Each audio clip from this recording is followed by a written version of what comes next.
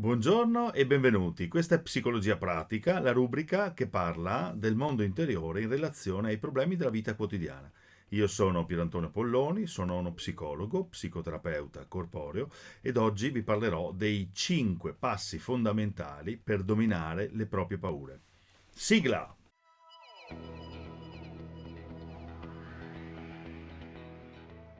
Cominciamo col dire che l'istinto di sopravvivenza è comune a tutti gli animali e agli esseri umani, ma nelle situazioni più gravi è facile perdere il controllo, non riuscire a rimanere calmi, tantomeno a pensare a una via di salvezza a causa della paura o del panico. L'abilità di dominare le situazioni incerte e di sconfiggere la paura dipende esclusivamente da un elemento, la propria attitudine mentale.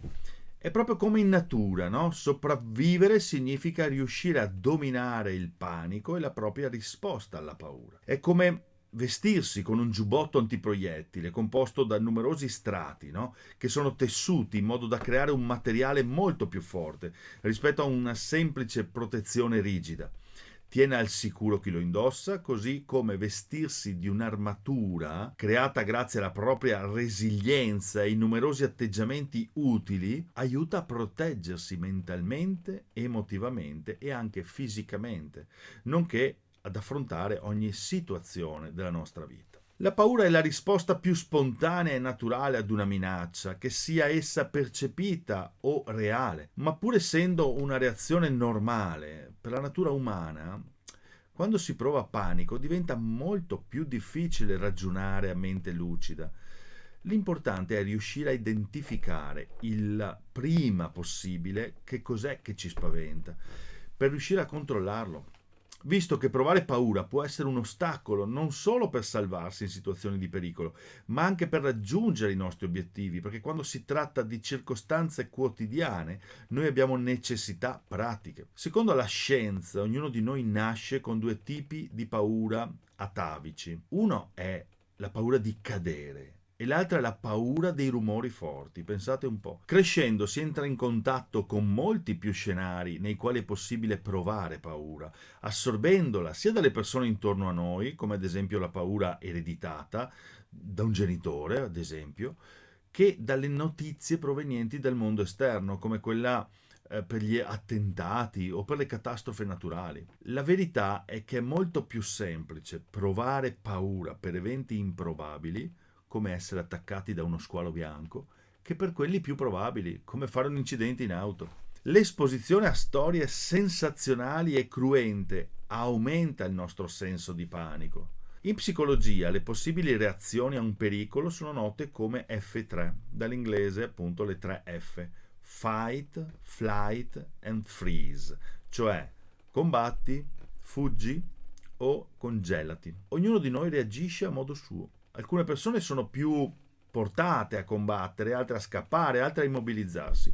Non c'è di fatto una vera e propria reazione, no? Una cosa corretta a una minaccia. La nostra risposta F3 è semplicemente quella a cui siamo più predisposti e non significa che fuggire sia per forza sempre sbagliato, peraltro. La paura non deve essere un limite per la propria vita, perché meglio comprendiamo la nostra risposta alle minacce e meglio riusciamo a portare avanti le nostre attività di tutti i giorni, anche quando si presentano degli imprevisti. Secondo la mia teoria delle personalità d'anima, ad esempio, ci identifichiamo come persone uniche grazie ad esperienze del passato, a speranze nel futuro, ma anche attraverso le nostre paure. Una personalità dentro di noi nutre speranze di diventare una persona realizzata, mentre un'altra personalità d'anima teme ciò che non vuole diventare. Per esempio, una parte di noi desidera avere più tempo libero, mentre l'altra parte teme di non arrivare a fine mese con le risorse di cui dispone. La prima soffre per la mancanza di libertà, mentre la seconda ha paura che qualcosa di catastrofico possa accadere se cambierà lavoro. Le cose che accadono possono essere sia positive che negative, non si possono scegliere a priori, ma è importante non farsi cogliere di sorpresa, fortificando la propria armatura mentale in modo da usarla come barriera psicologica, isolandosi anche da persone distruttive o da situazioni tossiche qualora ci siano. L'armatura mentale serve a respingere parole e azioni dannose che gli altri possono intraprendere per sminuire o minare la nostra sicurezza.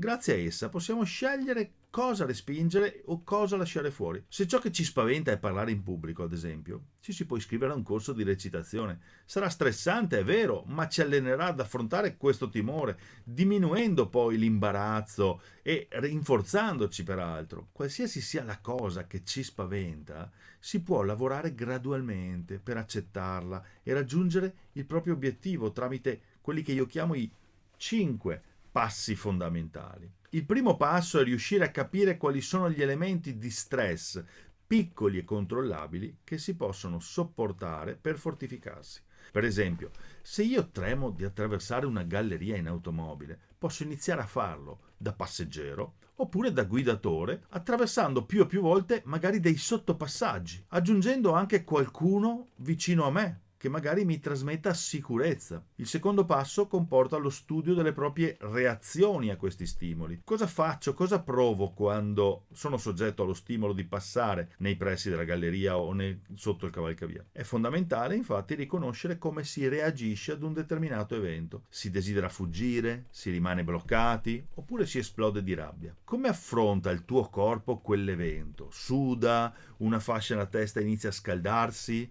Oppure il fiato si accorcia e compare un fastidio qui al centro del petto. Il terzo passo è rappresentato dall'abitudine a questi due, cioè da quanto tempo si manifestano sensazioni fisiche che mi spingono a ripetere esami e costose visite, mentre ti accorgi di stare girando in tondo senza trovare una soluzione? Cioè, questo terzo passo significa quanto io sono abituato a fare cose che mi danno delle sensazioni senza rendermi conto di quali esse siano. Il quarto passo riguarda la verifica di piccoli elementi di stress controllabili che si è iniziato a sperimentare accorgendosi di che cosa sia cambiato oppure stia cambiando. Ed infine il quinto passo è rappresentato dal personale atteggiamento a non cercare di ottenere tutto subito, ma anzi trovare il coraggio di andarsene se la situazione in cui ci si trova non è ideale, senza ritenere l'abbandonare il campo di battaglia una debolezza, ma bensì il momento per studiare una strategia migliore per affrontare ciò che ci si presenta. Quest'ultimo passo, ricordatevi, prevede un tempo di allenamento che non sia